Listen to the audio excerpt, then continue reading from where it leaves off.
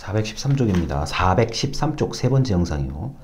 자, 이제 지방세 수입에 대한 얘기인데, 자, 세금에 대해서는 뭐 이거 얘기하려면 또 한도 끝도 없는 거고, 그냥 용어 정리만 아시면 될 것 같아요. 동그라미 1번에 사용료. 자, 도로를 사용한다, 뭐 예를 들어서 뭐 입장료 수입 같은 거, 이건 사용요금에 대한 얘기예요. 사용요금이라고 생각하면 이해하기가 편한 거고요. 2번 수수료. 발급수수료, 주민등록등본, 주민등록 초본, 발급수수료라고 아예 그냥 붙여서 외워두시면 이건 헷갈릴 일이 없습니다. 그런데 일반인이 봤을 때는 사용료냐 수수료냐 전부 같은 의미예요. 그 다음 다만 구별을 좀 하려고 이렇게 표현을 쓰는 겁니다. 일단 뭐예요? 요금에 요자가 들어간다는 것은 돈을 내야 된다는 얘기입니다. 자, 그 다음 넘어가서 지방교부세인데 415쪽이에요. 맨 아랫줄이요. 자, 지방교부세는 교부라는 건 준다는 얘기예요. 자, 준다는 얘기가 교부입니다. 지방교부세는 자, 국가가 중앙정부가 지방자치단체의 재정 부족분을 좀 채워주는 역할, 보전하고 재정 불균형을 줄이기 위해서 국세의 일부를 지방자치단체에 지원해주는 것이다. 이게 바로 지방교부세, 교부세 준다는 겁니다. 자, 그런데 이 지방교부세 중에서 이제 가장 요새 떠오르는 그 세부 분야가 뭐냐면은 416쪽의 맨 아래줄 동그라미 3번 부동산 교부세요. 자, 부동산 교부세라는 게 종합부동산세에 관련된 얘기거든요. 그러다 보니까 종합부동산세를 지금 엄청나게 내시는 분들이 있어요. 그래서 그것을 재원으로 해서 지방자치단체에다가 교부 준다는 얘기입니다. 그래서 제가 불과 몇 년 전까지만 해도 부동산 교부세라는 제가 이렇게 부동산 교부세가 눈에 띄지를 않았었는데 요새 이제 종합부동산세가 이게 이제 워낙 또 사회적인 이제 관심거리다 보니까 요 부분이 좀 부각되는 면이 있어요. 자, 그리고 417쪽에 동그라미 4번 위에서 세 번째 줄입니다. 소방안전 교부세라는 게 있는데 이게 이 항목, 요 항목 때문에 자, 지방의 각 소방본부가 잘 움직이고 있는 거고, 자, 소방관이 국가직으로 전환됐다고 하더라도 지방자치단체에서 이 재원이 이게 연결되어 있는 거기 때문에 또 좀 애매한 그리고 약간 이중적인 모습을 볼 수가 있습니다. 자, 그런데 제가 여러 번 말씀드렸어요. 우리는 공부를 하니까 이렇게 지금 얘기하는 거고 일반 국민은 이런 거 전혀 관심 없어요. 자, 관심 전혀 없습니다.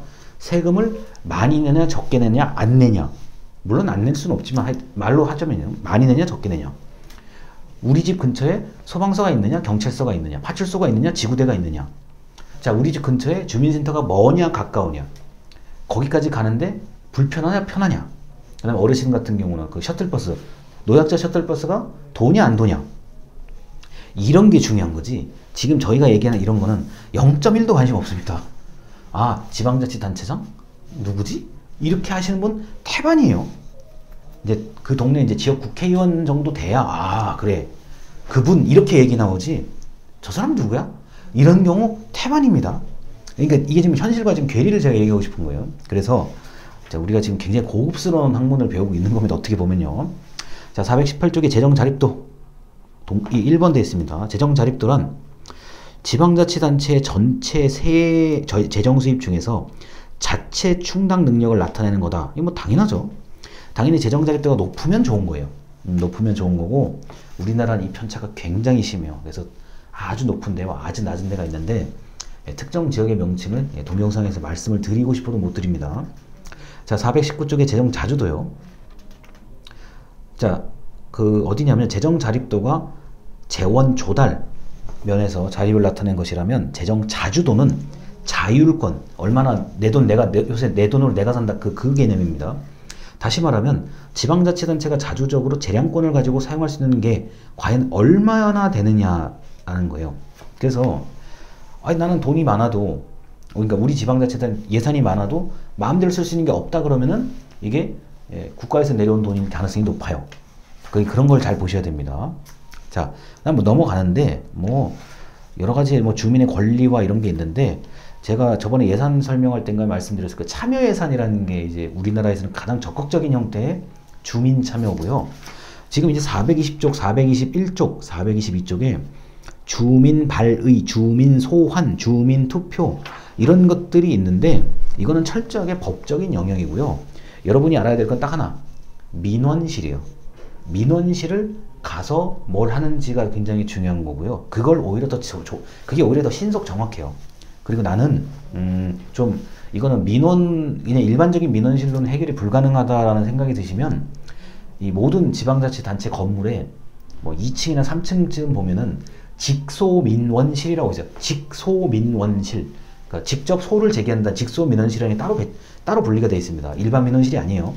거기에 미리 시간 같은 걸 예약을 하셔서 내가 이런 문제를 좀 얘기하고 싶다라고 하면은 담당 공무원이 기다리고 계실 거예요. 그러면은 뭐 가끔씩 언성이 높아지는 걸 제가 보는 적도 있는데 그러지 마시고 뭐 이것저것 자료나 뭐 이런 거 내가 내가 이걸 꼭 얘기를 해야 되겠다 그런 게 있으면 이것저것 자료부터 뭐 하여튼 쓸 수 있을지 없을지 모르겠지만 일단 다 가져가세요. 문서가 특히 문서 다 가져가세요. 그래서 내가 이렇고 이렇다 이게 그러면 혹시 저거 가져오셨어요? 혹시 그거 이렇게 얘기를 할 수도 있어요. 그러면은 이것도 가져왔고 여러 개의 자료를 가져와야 담당 공무원이 검토를 그 자리에서 해주고 내가 미처 이거는 몰랐다 라고 하면은 아주 이제 가장 이제 아름다운 상황이 펼쳐지는 거고 이게 준비를 너무 안 해서 가면 이제 굉장히 오해만 생겨요. 제가 볼 때는요. 그래서 준비를 꼭 하고 가세요. 뭐 그 다음에 뭐 행정 심판이라든가 행정 소송은 이제 전혀 다른 얘기예요. 그건 다른 얘기인데 뭐 교수님 난 그런데 가기가 싫어요. 그러면 자 지방자치단체 만약에 여러분이 서울시 서대문구 그럼 서대문구청을 들어가면 되고 동대문구청을 들어가면 되고 경기도청 뭐 용인시청 수지구청을 들어가면 이게 뭐 구청장과의 대화 뭐 시장과의 대화 이렇게 딱 보여요. 그럼 거기다가 게시판에 비밀글로 하고 남기시면 됩니다. 대신에 글로 남기실 때도 이왕이면 구체적으로 그리고 첨부 파일 같은 거 만약에 뭐 사진 같은 게 있다 그러면 압축 파일로 해서 올려놓고 그냥 비밀글로 해놓으면 담당자가 바로 이제 댓글을 달아요. 그러면은 전화를 언제쯤 드려도 되겠습니까? 라고 그런 경우도 있어요. 꼭 설명을 드려야 되겠다고 하면 그 지방자치단체에서 먼저 연락이 와요. 또는 이게 만약에 진짜 괜찮으시다면 만나서 얘기합시다라고 만나서 얘기하시면 돼요. 그런 경우도 있습니다. 자, 그래서 그거까지를 제가 이제 말씀을 드렸어요. 자, 일단 영상 여기까지입니다. 감사합니다.